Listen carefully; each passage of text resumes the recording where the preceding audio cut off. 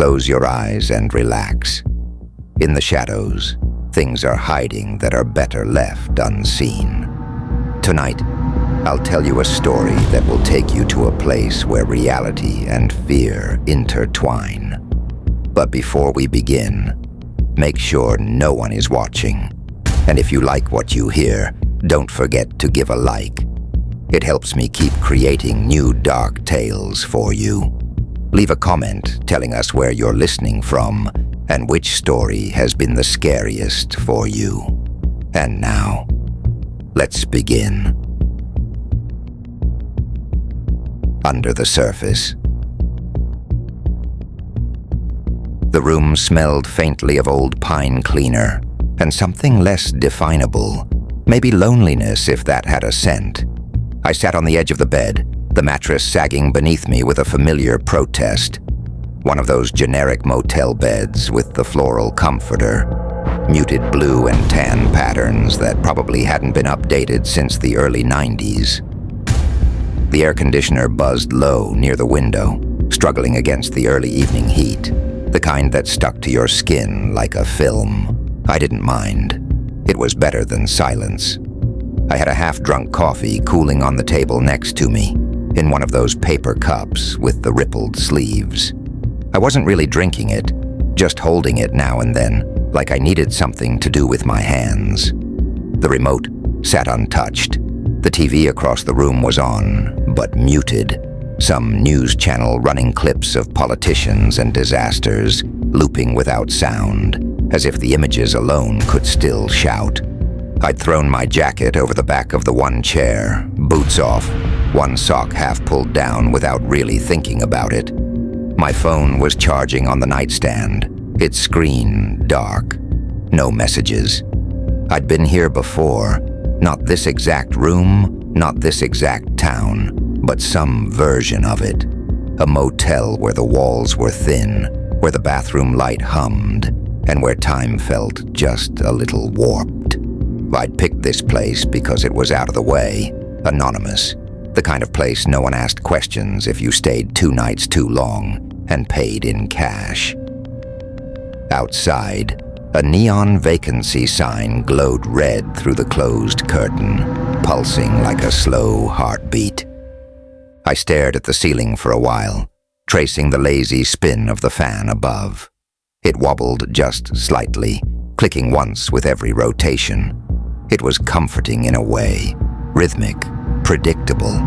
I didn't feel much, just that quiet, bone-deep tired that seeps in after too many days without real sleep, too many towns that blur into each other. I wasn't running from anything. I wasn't looking for anything either. I was just here. And for now, that was enough. There was a click, not the usual one from the ceiling fan. It was subtler, softer, like the catch of a door latch or the snap of plastic. I paused, head still on the pillow, eyes tracing the same ceiling pattern I'd been studying for the past 10 minutes. The fan kept its lazy rotation. The air conditioner still hummed. Nothing had changed, and yet something had. I sat up slowly, rubbing the back of my neck, waiting to hear it again. Nothing. Just the usual low whine of traffic beyond the window and the occasional pop from the old pipes in the wall. The click might have come from the mini-fridge near the dresser. Those old compressors always made odd noises when they cycled off. I told myself it was that, and stood to stretch, bones protesting with a dull stiffness. As I reached for the coffee cup, I noticed the TV had changed channels. I frowned. The remote was still untouched where I'd left it, half tucked under yesterday's newspaper, but now the screen showed a different feed entirely. A cooking show, a woman in a bright kitchen laughing too loudly while stirring something orange in a pot. Still muted, still moving. I glanced at the remote again. Maybe I'd sat on it. I checked the bed, lifted the covers absently, but nothing had shifted. Maybe the motel signal just jumped. Cheap satellite setups tended to glitch when trucks passed too close, or when the temperature dropped too fast. The thermostat on the wall still blinked a solid 76. Steady. Still, I picked up the remote and turned the channel back to the news. Another few minutes passed. I took a sip of coffee. It had gone cold and bitter, but I didn't mind, and sat back down on the edge of the bed. My phone screen lit up once, then went dark. No buzz, no notification. Curious, I tapped it. Nothing. Battery still charging. No new messages. I turned it over in my hand and noticed the back was warm. Warmer than it should be. Almost hot near the camera lens. Odd, but maybe the battery was acting up again. It wasn't the first time. I glanced toward the window. The neon vacancy sign flickered once. Just once. Not in a broken way. More like a deliberate blink. I didn't move, just watched it. The silence stretched out. Not tense, just stretched. The way silence does when something wants to be heard, but hasn't found the words yet. I told myself it was all nothing, and for the most part, I believed it. I must have dozed off for a few minutes, sitting upright, coffee cooling in my hands, the TV droning silently in the corner. When I blinked back to awareness, the sky outside the window had deepened. Still dusk, but leaning toward night. That odd blue hour when the world feels half-dreamt. The room looked the same. Fan spinning. Air conditioner sighing. The scent of old linen and fading soap clinging to the walls. But something had shifted. Not in the room, in me. I checked my phone again. The screen lit up like normal this time, but as I swiped to unlock it, a strange chill ran down my spine. There was a notification from the alarm app I never used. "Wake up, Dominic, it's almost time." I frowned. No alarm had been set. I scrolled to the app. It was clean. No alarm scheduled, no recent changes. The message was gone. Just a ghost on the lock screen, like it had never been there at all. I set the phone down slowly, then noticed the jacket I'd left on the chair was no longer where I'd thrown it. It was now folded neatly over the backrest, the way I never did. My boots, which I remembered leaving just beside the bed, had been moved to sit perfectly aligned against the wall. I hadn't touched them. I hadn't moved. I stood, the springs of the mattress creaking beneath me, and scanned the room again. Nothing was out of place, but that was the problem. Too much was in place. As if someone had stepped in while I dozed and corrected the chaos of my presence. My eyes landed on the nightstand. There beside the phone lay my worn leather wallet. I never left it out. I always kept it tucked in the inside pocket of my jacket, out of habit, maybe superstition. Yet there it was, zipped shut, resting too squarely on the wood like it had been placed with care. I opened it. Everything was there. Cash, ID, the old bus ticket I never threw away. But tucked behind my license was something new, a folded slip of paper I didn't recognize. My name, Dominic, written across it in small, perfect handwriting. I didn't open it. Not right away. My heart had started to beat a little faster, not pounding, not yet, but with that low, creeping tempo that precedes understanding. The kind of rhythm that comes when something personal turns uncanny. Outside, the neon sign blinked again, twice this time. Inside, the silence had a weight now. I wasn't alone. Not exactly. I finally opened the note. The handwriting was crisp, measured, not mine.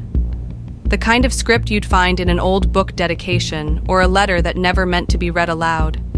It said only this: "You left the door unlocked, Dominic." I stared at the words longer than I should have, as if they might shift or vanish if I blinked. But they didn't. They stayed. Still ink, still paper, still real. I turned toward the door, heart hammering now, chest tightening in that quiet, primal way, like something inside me had already seen what I hadn't. The chain was still latched, but the deadbolt was open. I was sure, absolutely sure, I had locked it when I came in. I always did, especially in places like this. Run-down motels with quiet nights and too many rooms that looked the same. I crossed the floor slowly. The hum of the air conditioner seemed louder now, more mechanical, like it was pretending to be normal. The cheap carpet muffled my steps. I placed my palm against the door, fingers near the bolt. Cold metal, still untouched, still open. Then behind me, the TV turned itself on, full volume. I flinched, nearly dropping the note. The voice on the screen was shrill, jarring. Not a show, not a movie. Just static at first, then a flicker, then... Dominic, it said. Clear, director, just once. Then silence. The picture stayed. A news broadcast, frozen mid-frame. A reporter with an open mouth, blurred by signal interference. The sound was gone again. Nothing moved, not even the fan. My breath came shallow now. I turned in place, scanning the room. The chair in the corner had been turned toward the bed. It hadn't been before. I was certain of it. It now sat at an angle, as if someone had been sitting there, watching. Then I noticed it, on the small round table beside the chair, something that hadn't been there when I checked my phone. A Polaroid. My hand trembled as I picked it up. It was a picture of me. Not from earlier today, not even from this motel. It was from last week, sitting on a bench outside a diner 2 towns back, staring off into nothing. A coffee in one hand, the same jacket slung over my shoulder. I hadn't known anyone was watching. I didn't even remember that exact moment. On the back of the photo, written in the same tight handwriting, "You're not paying attention." I dropped it. The phone buzzed once. I snatched it up, hands cold now, slick with sweat. A new text message, no number, just the words, "Why are you afraid? We've always been here." I backed away from the table, from the chair, from the photo still face up on the carpet. The room didn't feel empty anymore. It felt occupied, not just with me, but with something that knew me. Knew how I moved, how I thought. I wasn't alone, and whatever else was here, it didn't knock. I turned the phone off, not just powered it down. I yanked the battery, tossed both pieces into the motel sink, and ran the water until they slid beneath the surface with a soft clink. It didn't make me feel better. Just gave my hands something to do. I left the room 10 minutes later, didn't bother packing, just grabbed my wallet, keys, and jacket, still folded, too neatly, but I took it anyway. The night air outside was heavy and still, warm against my face as I stepped into the parking lot. The neon sign above the office buzzed softly, red letters flickering in a rhythm I didn't want to interpret. The drive out of town was silent. No music, no radio. Just the sound of tires on cracked asphalt and the occasional whisper of wind through half-lowered windows. My eyes checked the rearview mirror too often. Nothing followed. And yet, I drove 2 hours north, stopping only once for gas at a station where the cashier didn't look up, and the fluorescent lights flickered like they'd forgotten how to stay alive. I picked a different motel this time, larger, brighter, full of people. I even chose a room on the second floor facing the parking lot, surrounded by voices and footsteps on either side. I locked the door, twice, wedged a chair under the handle, left the TV on low. Then I set up the camera, just an old webcam, synced to my laptop, motion triggered. I placed it facing the door, angled to catch the bed and most of the room. It wasn't much, but it made me feel like I was doing something. I watched the feed for a while. Nothing moved, just shadows, dust drifting through the lamplight. I finally slept for an hour. When I woke, the laptop was closed. I hadn't touched it. My heart didn't race. Not anymore. That was gone, burned off in the hours before. What I felt now was colder, deeper, the kind of fear that settles in the chest and anchors itself, quiet and undeniable. I opened the laptop slowly. The screen flickered on. The camera feed was paused on a frame taken at 3:14 a.m. I was asleep, half curled under the blanket, back to the lens. But what stopped me wasn't my posture. It was the figure beside the bed. It wasn't clear. Just a silhouette, slightly bent, as if leaning in to whisper something I wouldn't remember. No face, no details, just presence. The timestamp blinked once, then disappeared. There was no file saved, no recording.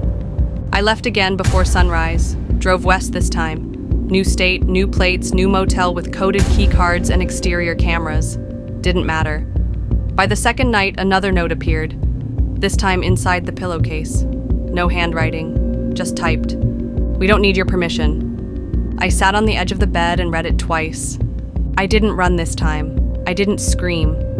There was no one to scream to. Whatever this was, whoever, it had found me. Not the room, not the phone, me. And it wasn't going anywhere. The mirror in the motel bathroom was fogged from the shower I hadn't taken. In the center, wiped clean by a fingertip, 5 words appeared. We like how you think.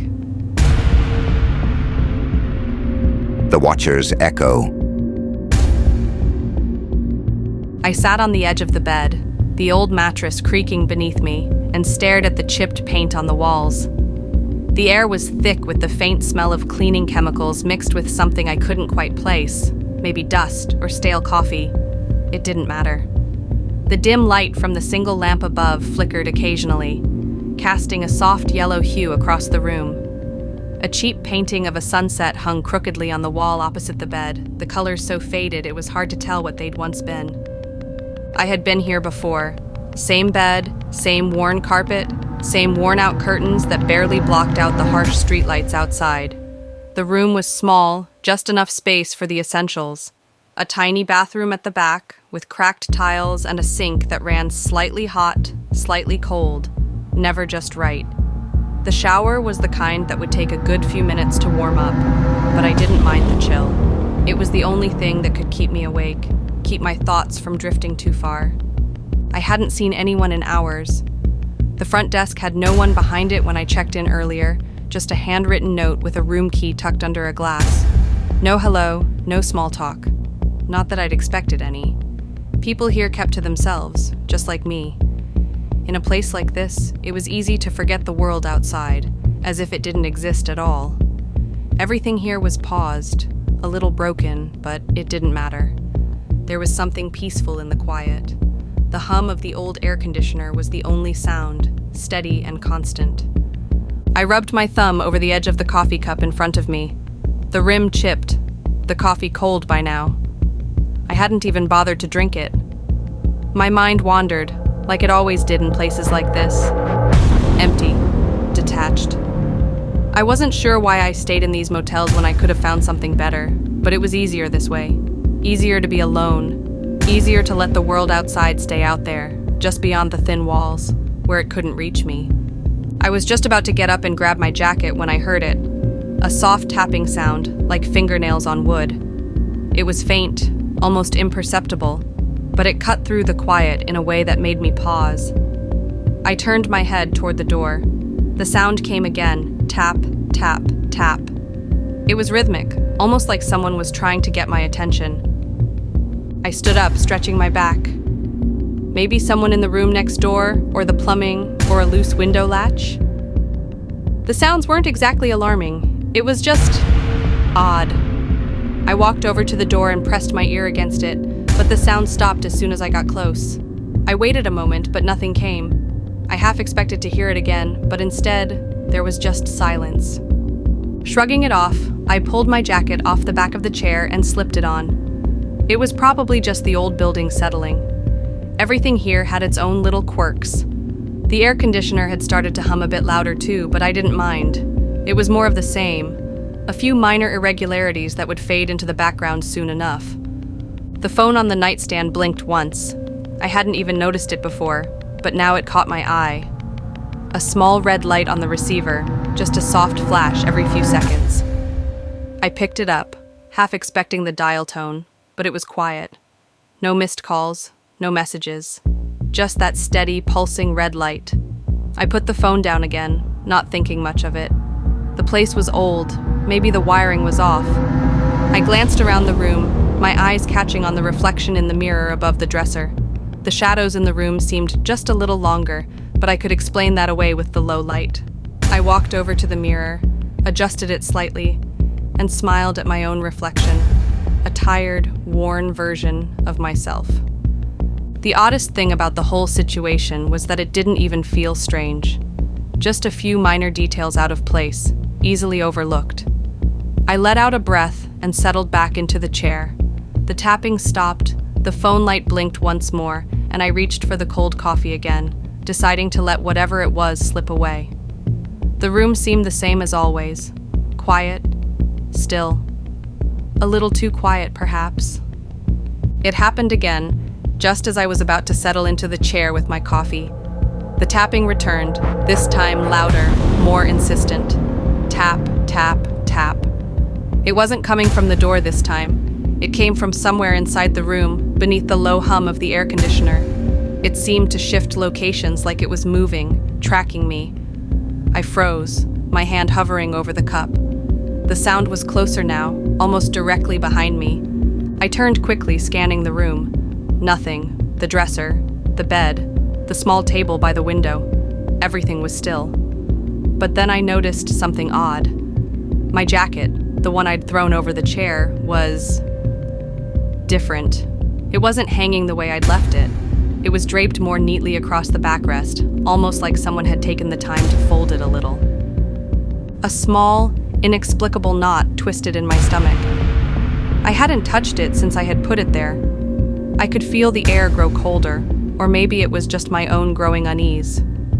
I walked over to the chair and picked up the jacket, unfolding it and letting it hang loosely from my arm. It felt heavier than it should, as if there was something inside the pocket. I slid my hand in, a slip of paper. I pulled it out, unfolding it slowly. There, in careful handwriting, was my name, Dominic Hatchins. That was strange. Too strange. I didn't know how anyone could have gotten hold of that. Not here, not in this place. I could feel my pulse quicken, my breath catching in my throat. I dropped the paper onto the chair and stepped back, trying to calm myself. But the air felt too thin now, too tight. I glanced at my phone again, and this time, there was something new. A contact had appeared in the list, a name I didn't recognize, Kelly. The strange thing was, I knew it. It was a name I hadn't thought of in months, a colleague from a case I'd closed long ago. I didn't even have Kelly's number saved in my phone. No one should have been able to add it without my permission, not in this motel. I tapped on the contact, but the screen blinked once and the name vanished, leaving just a blank space. I rubbed my eyes, unsure if I'd seen it at all. Maybe it was the old phone playing tricks on me. But then a message popped up, appearing at the top of the screen. "I've been waiting for you." My heart thudded. I stood motionless, staring at the words, the cold dread sinking deeper. I could explain it away, the phone glitch, the oddness of the room, my mind playing tricks. But the message didn't make sense. It was too specific. It was aimed at me. The air conditioner clicked off suddenly, as if to mark the shift in the atmosphere. The silence in the room felt different now, charged, heavy with a presence I hadn't felt before. The outside world remained the same, untouched. But I could feel the ground beneath me shifting, and for the first time in a long while, I wasn't sure what was real anymore. I took a step back, my eyes darting from one corner of the room to the next, trying to find some explanation. I had to be imagining things. The message on the phone, the folded jacket. But even as I thought that, I heard it again. A voice. Soft, almost a whisper, but unmistakable. It wasn't coming from the phone. It wasn't coming from outside the room. It came from the shadows, from the corner near the window. The words were clear, but the tone was wrong. Too calm, too intimate. "You're not alone here, Doc." My heart skipped a beat. I froze. That voice. It wasn't anyone I recognized, but it sounded so familiar. Like it had been there all along, waiting in the background, hiding in the walls. I felt my chest tighten, my breath quickening. I spun around to face the corner. Empty. Nothing. Just the same shadows cast by the dim light. The room was still. Too still. The tapping had stopped, the phone now silent, and the world outside the motel window was untouched by anything unusual. But there was a presence, a weight in the air that made the hairs on the back of my neck stand on end.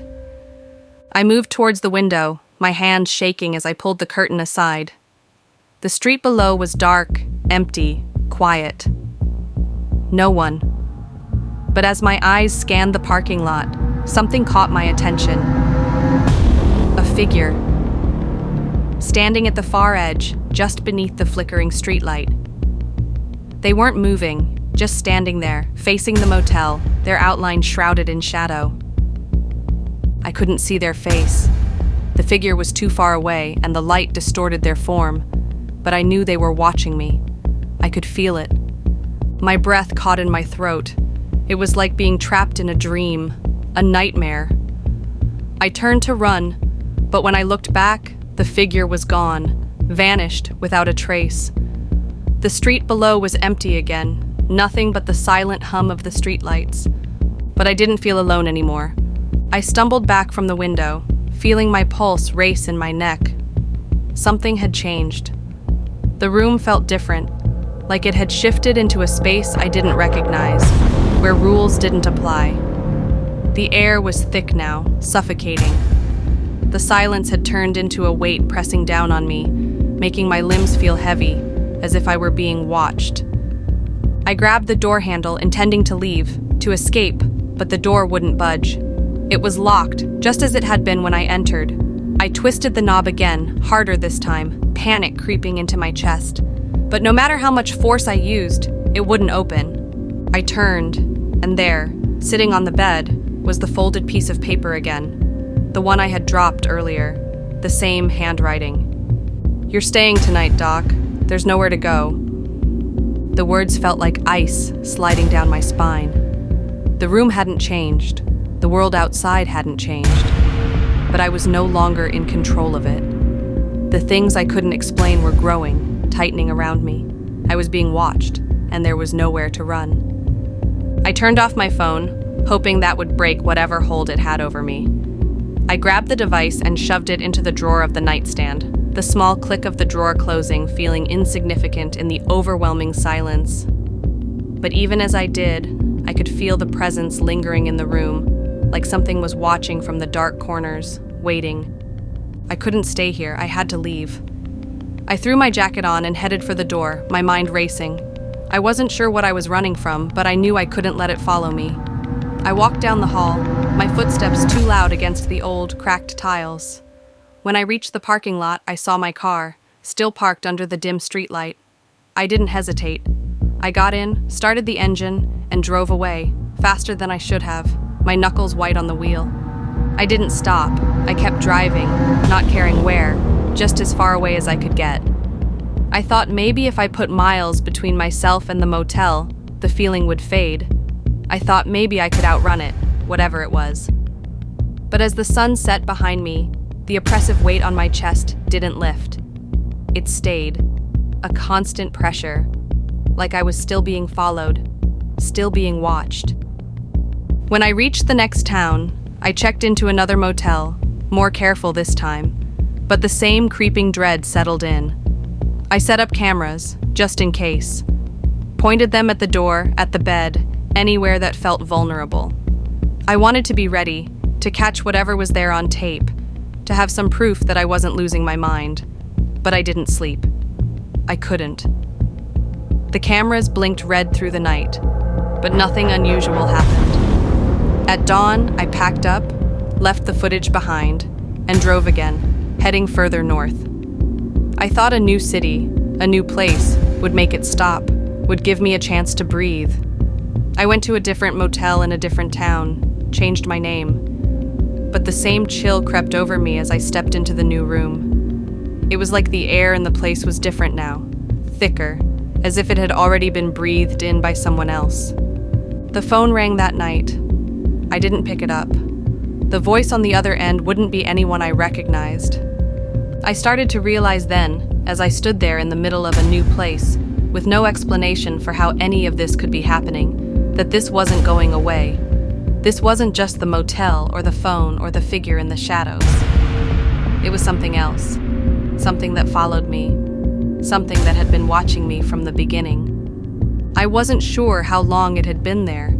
It might have always been there. But now I understood. The fear wasn't the unknown anymore. It was the knowledge that it, would never stop. No matter where I went, no matter what I did. There was no escape, and for the first time I knew it wasn't just the room, or the motel, or the city. It was me. I was the one being followed. I sat in the dim light of the motel room, staring at the ceiling. The silence had stretched too long, like a breath held too deep. My phone buzzed once. A single notification. I didn't even have to check. I knew. I turned it over, and there it was, plain as day. "I can see you." Then the lights went out.